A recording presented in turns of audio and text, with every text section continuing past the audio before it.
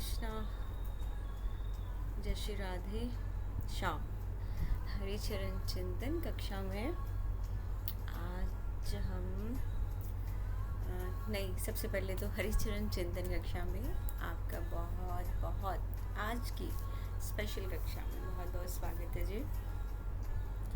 और हरिचरण चिंतन में आज की कक्षा में हम गुरु की शरण दीक्षा, जैसे हमने निविधा भक्ति पे चर्चा की और वैष्णव अपराध, हरि नाम चिंतामणि क्यों है, हरि नाम कैसे है, जप कैसे है, और क्राइंग फॉर कृष्णा, कृष्णा के लिए हमें कैसे रहना है, कैसे अपनी इमोशंस फीलिंग्स को कृष्णा तक पहुंचाना है। लेकिन कुछ लोग हैं जो गुरु की शरण में जाना चाहते हैं, तो ये बहुत अच्छी बात है कि उन्होंने मुझसे पूछा कि गुरु की शरण लेना क्यों ज़रूरी है।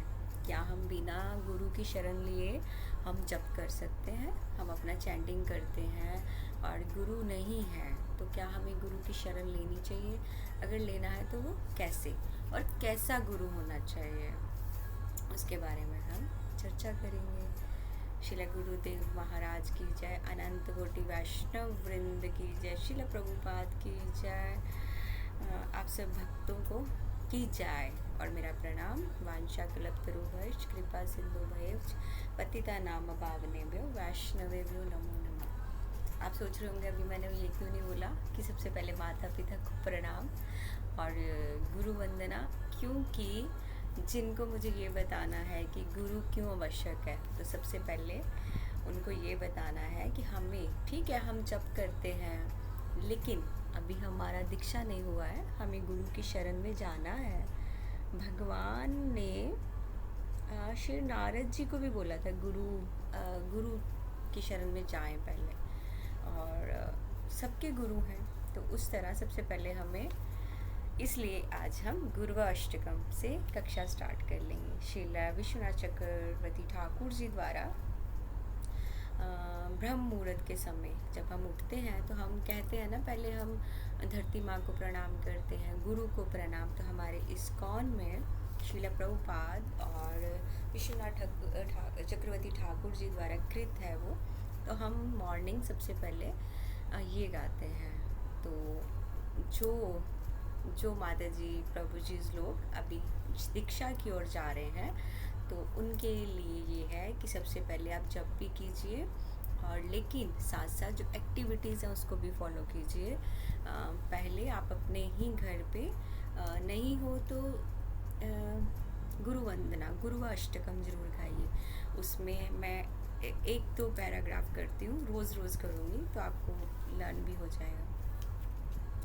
संसार दावा नललीड लोक त्राणाय कारुण्य घना घनत्वं प्राप्तस्य कल्याण गुणानवस्य वन्दे गुरो श्री चरणारविन्दं महाप्रभु कीर्तन्नित्य गीता वादित्र माधे मंसूर सेन रोमांच कंपा श्रुत्रंग भाजो वंदे गुरु श्री चरणारविंदम श्री विग्रहाधन नित्याय नाना श्रृंगार तन्मंदिर मार्जनादो युक्तस्य भक्ताश् नियुक्तयोऽपि वंदे गुरु श्री चरणारविंदम। श्रील प्रभुपाद की जय। 1 2 3 4 स्टैंजास मैंने आपको थोड़ा प्रोनाउन करके बताया है, क्योंकि अगर गुरु दीक्षा भी होगी तो उससे पहले हमें हर चीज़ के लिए प्रिपेयर रहना पड़ेगा कि गुरु महाराज तो पूछेंगे, कुछ भी पूछेंगे गुरु महाराज, जिसकी भी शरण में हमें कृष्ण देंगे। कृष्ण ही गुरु देते हैं, गुरु ही कृष्ण से मिलवाते हैं। तो ये है हमारा संबंध, हमें हमारा गुरु से संबंध क्या है, हमें क्यों शरण लेनी है। पहले तो हमें गुरुवा अष्टकम, जैसे हमने फर्स्ट स्टैंजा गाया, संसार धावा, क्योंकि हम अपने गुरु से आशीर्वाद प्राप्त करना है हमें, कि ये धावा संसार धावा नल है ये। यहाँ चारों तरफ आग लगी हुई है, आग, उसको वर्षा, जल की वर्षा से शांत करते हैं कौन? गुरुदेव। उनके चरणों में, उनके चरण कमल में जब हम जाते हैं तो तब ये जो संसार की अग्नि है चारों तरफ, जो दुख है उससे हम बहुत पीड़ित हैं, तो ये हमारी प्रार्थना है। महाप्रभु कीर्तन नित्य गीता, मतलब महाप्रभु चैतन्य महाप्रभु ने कीर्तन किया, नित्य गीता का पाठ किया। मतलब भक्ति में जब तक हमें रोमांच नहीं आता है और नृत्य करते करते हमारी नेत्रों से अश्रु नहीं बहते हैं, तो वो भी भक्ति नहीं है। इसलिए ये गुरुवाष्टकम में हमने 4 स्टैंजाज आज गाए, बाकी हम कल करेंगे। तो आज हम साथ में ये वाली वंदना, एक तो ये करना है गुरुवाष्टकम, उसके बाद का हम कल चर्चा करेंगे। अभी हम अब स्टार्ट करते हैं कक्षा गुरु की शरण। संसार धावा, जब आप स्टार्ट करोगे ना आपको बहुत अच्छा लगेगा। माता जी प्रभु जी जिनके लिए भी ये है, तो गुरु की शरण लेना क्यों आवश्यक है? क्योंकि श्रीमद् भागवतम ने ही हमें ये निर्देश दिया है। भागवतम ही बताती है कि हमें गुरु के लिए बहुत बहुत सीरियस होना चाहिए। और ये तो है ही है कि गुरु की आवश्यकता किससे है। पहले आप देखें, जब पहले के जो थे, कलयुग में भी थे, जो पहला ज़माना था, बहुत सीरियस थे। अभी क्या है, अभी एक फैशन हो गया, उसका गुरु है तो मुझे भी, वो कैसा भी पर्सन हो लेकिन गुरु चाहिए, गुरु। तो श्रीमद् भागवतम बताती है तस्माद् गुरुम प्रपदेत। श्रीमद् भागवतम में 11 कैंटो 3.21 श्लोका में आप देख सकते हो कि व्यक्ति को अपने गुरु के प्रति कैसे समर्पण करना चाहिए। हमारी लाइफ में गुरु है, हमें तो नाचना गाना चाहिए कि हमारे गुरु ने हमें एक्सेप्ट किया है और हमें अपने आप को पूरा सरेंडर करना है अपने गुरुदेव के प्रति। जिज्ञासु श्रेय उत्तमम तस्माद् गुरुमम प्रपदेत जिज्ञासु श्रेय उत्तमम, यानी जो पारलौकिक ज्ञान है उसको समझने के लिए जिज्ञासु ही है। हर किसी को गुरु नहीं चाहिए। अब आजकल के फैशन के दौर में जो गुरु है, लोगों ने जो बना रखे हैं, उनको अपने गुरुदेव की लाइफ के बारे में भी नहीं पता होगा। जबकि हमें अपने गुरु से इस चीज़ का जिज्ञासु रहना है कि हमें पारलोक, मतलब आगे जो लोक है, हमें वहाँ कैसे जाना है, क्या है वहाँ, कैसा है, हमारी सेवाएं क्या रहेंगी, ये गुरुदेव के साथ, क्योंकि वो तो गुरु सखी हैं, वही बताएंगे ना आगे। हम तो गुरुदेव के चरण पकड़ के जाएंगे,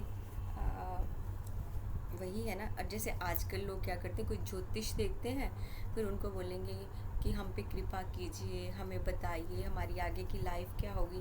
वह गुरु नहीं है, वो गुरु नहीं होते ज्योतिष वो भी आंकड़े देखते हैं तो वो बता देते हैं। हम लोग क्या करते हैं, विश्वास करते हैं कि अच्छा ठीक है, लेकिन वो तो गुरु नहीं है ना। जिज्ञासु श्रेयम उत्तमम, जिज्ञासु श्रेय उत्तमम मतलब पारलौकिक ज्ञान, वो समझने के लिए हमें सीरियस होना है। उत्तमम मतलब उत्तमम, बहुत बहुत सीरियस, उत्तम से उत्तम, इस भौतिक संसार से जो बहुत दूर है, वो वाला ज्ञान। वो कैसा होगा, वो संसार तो बहुत अलग है। उसके पहले, सबसे पहले हमें जानने के लिए बहुत सीरियस होना पड़ेगा। जब हमें लगेगा कि सीरियस है, और तभी गुरु की नीड है, तभी गुरु की आवश्यकता है। और जो नॉर्मल लोग हैं उनको गुरु नहीं चाहिए, वो एक फैशन के दौर में गुरु है, लेकिन उनको अपनी संप्रदाय, हमारे क्या रूल्स हैं, हमारे क्या रेगुलेशंस हैं, हमें कैसे रहना है, वो कुछ नहीं पता। यहाँ तक कि ये भी नहीं पता होगा प्रणाम क्या है। आप जैसे हमारी संप्रदाय है तो हम सब वैष्णव्स को प्रणाम करते हैं। हमें ऐसा लगता है कि कोई वैष्णव हमारे पास से निकल गया तो हमने प्रणाम नहीं किया, हमारे से अपराध बन गया। तो ये सारी चीज़ें गुरु को फैशन के तौर पर नहीं बनाना चाहिए। गुरु क्या है, बहुत, मतलब मेरे पास वर्ड्स भी नहीं आ रहे हैं कि क्या है। मतलब लोगों का ऐसा है, मुझे भी एक गुरु बनाने दो, किसी भी तरह का हो, बस मुझे तो समाज में बोला। और उसके साथ क्या क्या, मुझे खाना भी सब कुछ है, मुझे त्याग भी नहीं करना, गुरु भी चाहिए। लेकिन गुरु तो पारलौकिक दुनिया जो है उसके बारे में जानने के लिए हमें सीरियस होना पड़ेगा। तमसो माँ ज्योतिर्गम्य, ज्योति का संसार, ना तद्भासयते सूर्यो न शंशाको न पावकः।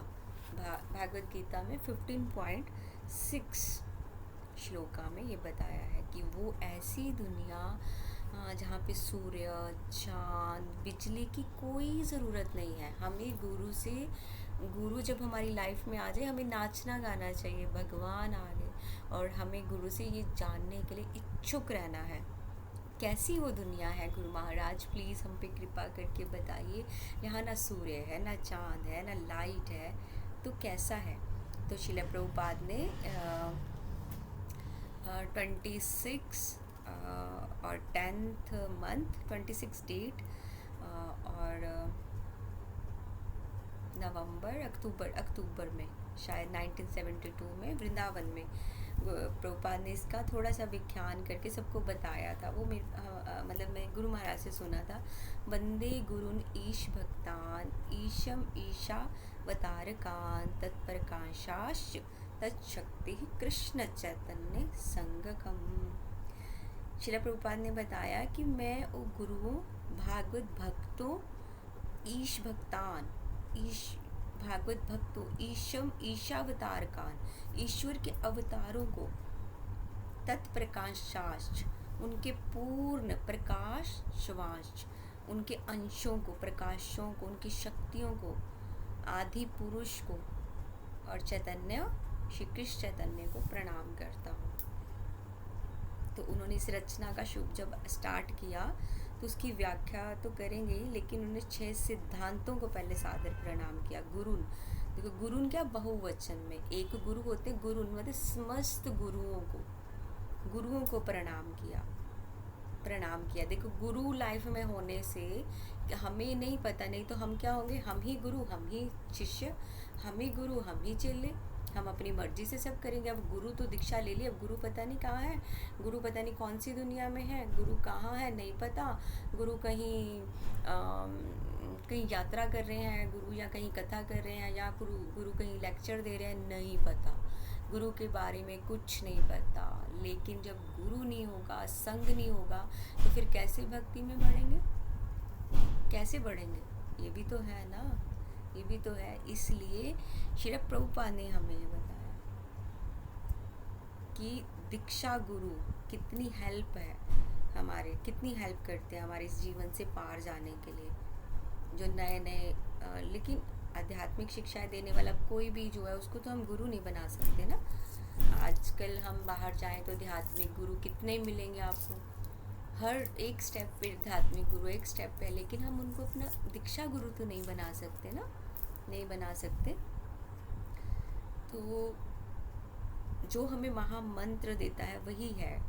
सॉरी, मुझे ये भी बताना था कि दीक्षा और शिक्षा गुरु में क्या फ़र्क है। दीक्षा गुरु वो हैं जो हमें महामंत्र से दीक्षित करते हैं, लेकिन सब संप्रदाय के अपने अपने रूल्स होते हैं। जैसे हमारी गौड़ी वैष्णव संप्रदाय, हमारी पहले हरिनाम दीक्षा होती है, उसके बाद उसके ऊपर चलते 3, 4, 5 साल 6 साल, कब गुरु महाराज की कृपा, फिर हमें ब्राह्मण दीक्षित किया जाता है। उसमें हमारा एक रूल होता है, 3 टाइम्स हम संध्या करते हैं। तो इस तरह दीक्षा गुरु तो जो हमें मंत्र देते हैं, तो लेकिन जो हमें कृष्ण भावना की ओर, कृष्ण की ओर चलने के लिए उपदेश देते हैं, वे हमारे शिक्षा गुरु हैं, जो हमें रास्ता बताते हैं कि ऐसे चलिए, ऐसे गुरु का सम्मान करना है, ऐसे कृष्ण प्रकट हुए, ऐसी क्रियाएं की, ये हुआ। और हम बद्ध जीवों को जो भागवत धाम वापस जाने का मार्गदर्शन करने के लिए फिर उत्साहित करते हैं। फिर हमें उसके बाद हमारे कृष्ण के आशीर्वाद से हमें गुरु मिलते हैं, और गुरु के ब्लेसिंग से, प्रेम से हमें भगवान मिलते हैं, कृष्ण मिलते हैं। तो हमारे 6 गोस्वामी, मुझे लग रहा है ये बताना चाहिए कि नहीं, पर सब संप्रदाय अपनी अपनी है, लेकिन जिस संप्रदाय में हम हैं आप वही चर्चा कर सकते हो। हमारे 6 गोस्वामी गुरु की कोटि में, उच्च कोटि में उनको स्वीकार किया गया था। छठ गोस्वामी वृंदावन में आज भी उनका पूरी छठ गोस्वामी टेम्पल है। और भगवान की कृपा के बिना हमें भक्तों की संगति भी नहीं मिलती, इसलिए हमें भक्तों की संगति में रहना चाहिए और कृष्ण की भक्ति प्राप्त करने की इच्छा भी करनी चाहिए, क्योंकि अनेक अनेक जन्मों के बाद ये बहुत दुर्लभ हमें मनुष्य जीवन मिलता है। तो इसको हमें वेस्ट नहीं करना है, वेस्ट नहीं करना है। ठीक है, प्रेमानंद बाबा का मैं एक दिन लेक्चर सुन रही थी, उसमें उन्होंने बोला ठीक है, जो पीछे हो गया, पास्ट लाइफ जो भी थी, जो कर्म है उसको यहाँ पे छोड़ दो और भूल जाओ, भूल जाओ, उसको याद भी नहीं करना है। यहाँ से जीवन स्टार्ट है। भक्ति में चलते हुए भी बहुत सारी चीज़ें होती हैं, अपराध होते हैं, लेकिन क्या है, तो जो हम एक धीर मनुष्य जब तक जीवन की चरम सिद्धि, जो धीर मतलब पेशेंस वाला है जीव, उसको जीवन का चरम सिद्धि जो है, तो वैसे तो वो अगर हम एकदम बोलें कि हम भक्ति की सारी सीढ़ियाँ, भक्ति के 64 अंग हैं, हम सारे के सारे अंग एकदम से पार करके चले जाएं, वो तो नहीं होगा ना, वैसे हम गिर जाएंगे, फिर वैसे गिर जाएंगे। तो हमें कैसा चलना चाहिए, आहिस्ता आहिस्ता, हाँ आहिस्ता चलना चाहिए। भक्ति को सबसे भक्तों के संग पहले श्रद्धा आती है, फिर हम आहिस्ता आहिस्ता भक्तों का संग करते हैं। पहले तो हमें अपना संग अच्छा रखना चाहिए, जैसा संग होगा वैसा रंग होगा। अगर हमें किसी इंसान के बारे में जानना है तो उसके संग की हमें देखना चाहिए कि उसका संग क्या है, उसके संग के ऊपर। तो इसलिए हमें अपना संग हमेशा अच्छा रखना चाहिए। बाद में तो देखिए हमारा शरीर जो भी है, हम लोग हमें मृत्यु के अधीन है। एक दिन हम बीमार होंगे या कैसा होगा, शरीर ख़त्म हो जाएगा, मृत्यु का ग्रास बनेंगे। तो इसलिए ग्रास ना बनने से पहले ये हमारी जो मनुष्य योनि जो हमें मिली है, इसमें हम कृष्ण कॉन्शियसनेस होके और इस भौतिक कष्टों से बचें और एक प्रामाणिक गुरु, बोनाफाइड गुरु की शरण में जाके कृष्ण भक्ति प्राप्त करें, क्योंकि मनुष्य जन्म बहुत दुर्लभ है।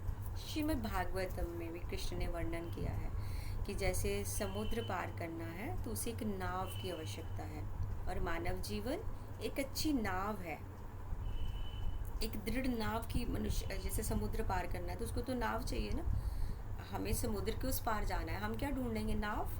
सेम लाइक दैट जो मानव जीवन है ये एक नाव है, जिसके सहारे हम ये जो सागर है, ये क्या है, हम हर कक्षा में चर्चा करते हैं ना, ये क्या है, लाइफ क्या है, ओशियन है, ये सागर है, जिसके सहारे हम, नाव के सहारे हम ये दुख का, ये जीवन जो है ना, दुख के सागर को पार करेंगे। और इसका नाविक कौन है, हमें ये नाव हो गई, अब इसका नाविक भी तो चाहिए जो चला के हमें ये पार लेके जाए, वो है हमारी गुरुदेव, आध्यात्मिक गुरु, हमारे स्पिरिचुअल मास्टर, जो ये मार्गदर्शन करके हमें इस पे पार ले जाएंगे।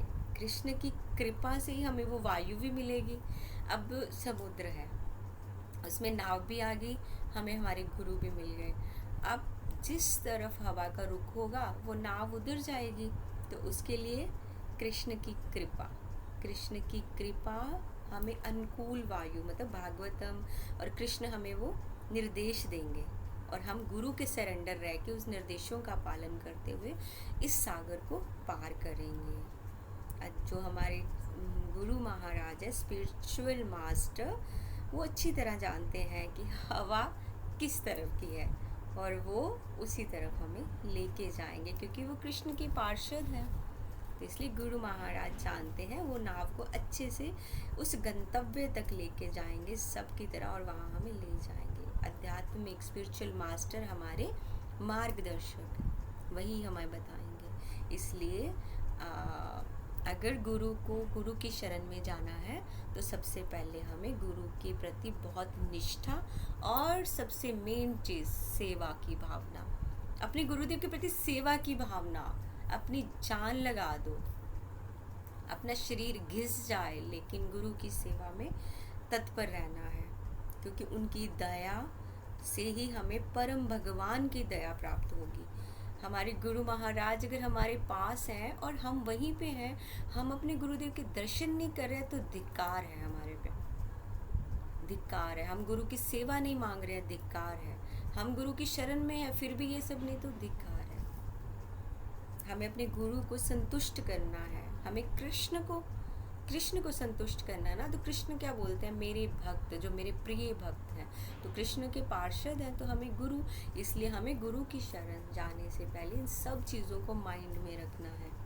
चैतन्य महाप्रभु ने भी बोला है, गुरु कृष्ण प्रसादे पाए भक्ति लता बीज। हम रोज़ भक्ति लता बीज की बात करते हैं ना, कि भक्ति लता बीज, गुरु वो बीज का रोपण करते हैं, फिर हमारे भक्ति लता बीज फलता फूलता है। तो महाप्रभु ने भी यही बोला कि गुरु कृष्ण प्रसादे पाए भक्ति लता बीज, कि सबसे पहले हमें अपने आध्यात्मिक गुरु को प्रसन्न करना है।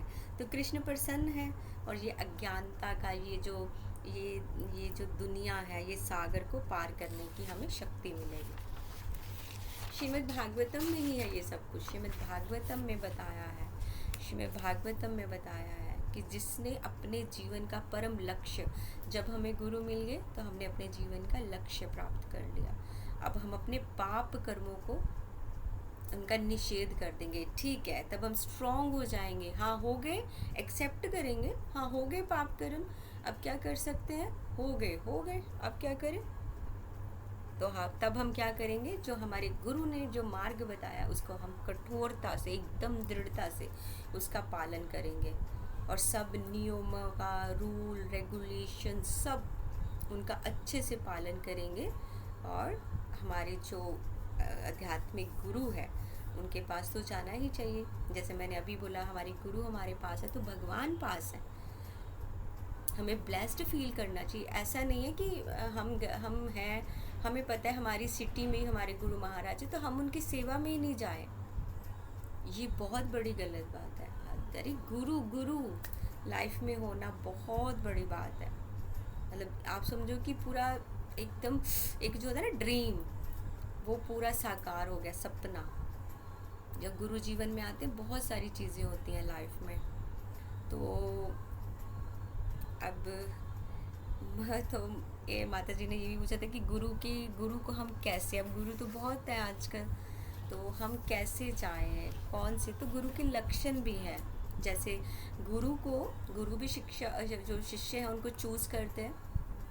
तो हमारे इस्कॉन में बताया जाता है, श्री प्रभुपाद ने बताया है कि अपने प्रमाणिक गुरु, हमें बोनाफाइड गुरु की शरण में आना है। और गुरु के लक्षण क्या है, वो भी लक्षण है, उनको श्रीमद् भागवतम में भी बताया है। जैसे श्रीमद् भागवतम क्रम दीपिका मुंडिका उपनिषद है, चांदोग्य उपनिषद के अनुसार जो एक प्रमाणिक गुरु है उसमें क्या क्या गुण होते हैं, बहुत सारे हैं। कि वो वैदिक शास्त्रों के अनुसार कृष्ण के बारे में पूरा जानते हो, निरंतर भगवान की सेवा में हो, और अपने शिष्यों से प्रशंसा, धन, पूजा करवाने के लिए लालची नहीं हो। एक बिल्कुल ऐसा संबंध हो, शांति, पवित्र, श्रेष्ठ, आत्मनियंत्रित, विनम्र हो बिल्कुल। उनकी लाइफ का दूसरा पार्ट ऐसा नहीं हो, जैसे वो है वैसे ही वो हो। उनको कोई ये नहीं है कि अब ये मेरे शिष्य हैं और ये मेरी पूजा करें, अब मेरे पास बैठ के मेरी प्रशंसा करें, और गुरु जैसे धन, कि मेरे को धन दे, नहीं, ऐसा नहीं होना चाहिए। तो इससे आप इन्हीं चीज़ों से आप जान सकते हो गुरु कैसे होना चाहिए। जो कथा उपनिषद है उसमें भी पुष्टि की गई है कि आध्यात्मिक सत्य जो है इसको आप भौतिक चीज़ों से तो नहीं समझा सकते ना। तो आध्यात्मिक गुरु से सुनने में ही समझ आ, जब आप उनको सुनोगे तो आपको समझ आ जाएगी। अब इसमें मेरे पास गैजेट नहीं है, मुझे जल्दी से क्लास ओवर करनी पड़ेगी, जाते जाते इतना, कल हम इसी पे चर्चा करेंगे। तो ये बताऊंगी कि सच में श्रवण में इतनी शक्ति है कि आप अपने जिनसे भी इंस्पायर हैं गुरु महाराज, ये नहीं सोचना चाहिए कि मेरी फ्रेंड इधर है तो मुझे इधर जाना है, और मेरे प्रभु जी इधर है। हस्बैंड वाइफ में भी मैं बोलती हूँ कि ये मेरे प्रभु जी इधर है तो मुझे इधर जाना। आपको अपने बारे में सोचिए कि मुझे कहाँ मानसिक शांति मिलती है। मेरे को इन गुरु महाराज को सुन के अच्छा लगता है। जैसे मेरी लाइफ में सबसे पहले हिज होलीनेस राजेंद्र दास गोस्वामी महाराज आए थे, वृंदावन के सुदामा कुटीर के, एक व्रज की विभूति हैं। मैंने बहुत टाइम उनको सुना, काफ़ी सुना सुना सुना। गुरुदेव की कृपा से ही मुझे फिर मेरे श्रीला गुरु महाराज हिज होलीनेस राधा गोविंद गोस्वामी महाराज की शरण मिली, डायरेक्ट मिली। गुरुदेव ने बहुत मतलब कृष्ण की कृपा से गुरु मिले, गुरु की कृपा से अभी कृष्ण को मिलने का प्रयास जारी है और उसमें मैं प्रयासरत हूँ। तो लेकिन बहुत मैं ब्लेस्ड महसूस करती हूँ और खुशी है कि हिज होलीनेस राजेंद्र दास महाराज जी को मैंने बहुत सुना। उनकी कृपा से मुझे बोनाफाइड गुरु मिले, उनकी कृपा से ही मुझे गुरु मिले और मुझे डायरेक्ट गुरु को सर्व करने का मौका मिला। डायरेक्ट गुरु महाराज की सेवा में रहे, गुरु महाराज के लिए कुकिंग करने का हर तरह, आज भी कोई मौका नहीं मैं छोड़ती हूँ कि मुझ पे सिर्फ गुरु महाराज की कृपा हो और गुरु महाराज को मैं सर्व कर सकूँ, जैसे भी हो, कहीं भी हो, बस गुरुदेव गुरुदेव, क्योंकि वही हमारे सब कुछ है। हमें भी यही कोशिश करनी चाहिए। और जो अभी न्यू दीक्षा लेना चाहते हैं उनके लिए बहुत सारी अपॉर्चुनिटीज़ है। खैर मुझे तो कुछ पता नहीं था, मैं सिर्फ और सिर्फ हिज होलीनेस राजेंद्र दास महाराज जी को सुनती थी। फिर मैंने गुरु महाराज को सुना। इसलिए हमें जिनसे आप इंस्पायर हैं माता जी प्रभु जी, तो आप सबसे पहले उन गुरुदेव को सुनिए। फिर क्योंकि जिससे आप दीक्षा लेने जा रहे हैं उनको आपको जानना है पहले अच्छे से। उनकी क्लासेस सुनिए, उनके लेक्चर सुनिए, प्रवचन सत्संग जो भी आप कहते हैं उनको सुनिए, क्योंकि वैष्णव है, वैष्णव दीक्षा हमारा जीवन है। तो उसके बाद मैं आपको ये भी बताऊंगी नेक्स्ट कक्षा में कि अगर आपको शिष्य बनना है तो सच्चा शिष्य में भी क्या गुण होने चाहिए। ऐसे नहीं है कि दीक्षा लेके भाग जाना है, सच्चा शिष्य भी बनना है और स्ट्रॉन्ग बनना है ताकि गुरु को प्राउड हो कि ये मेरा शिष्य है।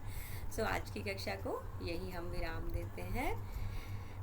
किशोरी जी के चरणों में प्रणाम। श्री गुरुदेव महाराज की जय। वांछा कल्पतरुभ्यश्च कृपा सिंधुभ्यश्च पतितानां पावनेभ्यो वैष्णवेभ्यो नमो नमः। जय जय श्री राधे श्याम।